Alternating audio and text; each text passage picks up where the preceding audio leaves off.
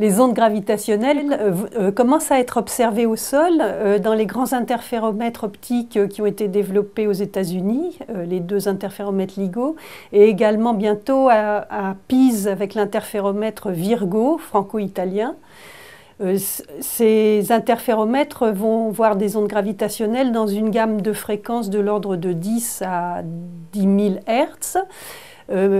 Et on espère ensuite faire une expérience spatiale basée sur la même technologie d'interférométrie optique avec 3 satellites dans l'espace dans le programme scientifique de l'ESA pour la grande mission, la 3e grande mission qu'on appelle L3. Et donc l'intérêt de l'espace, ça va être en fait de s'affranchir des perturbations qu'on peut avoir au sol, puisque au sol on est gêné par des bruits de la Terre, des bruits sismiques par exemple, ou des vibrations dans l'environnement de l'instrument. On est aussi limité par la taille du bras de l'interféromètre. Dans l'espace, il n'y a pas de limite à l'espace, donc on peut faire des bras très grands, 1,5 million de kilomètres ou même peut-être plus. Avec 3 satellites, comprenant chacun des masses qu'on appelle des masses d'épreuves.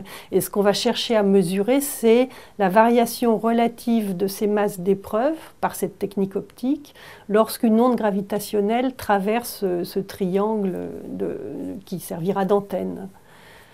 Alors évidemment, c'est très compliqué à faire. Cette mission est prévue en 2034 et il faut la préparer. Donc on a franchi une étape très importante avec le lancement du satellite LISA Pathfinder qui a été lancé début décembre, le 2 décembre, depuis Kourou, et qui va tester la méthode en fait, toute la partie de métrologie optique, c'est-à-dire le principe de la mesure, la physique de la mesure, avec 2 masses en fait.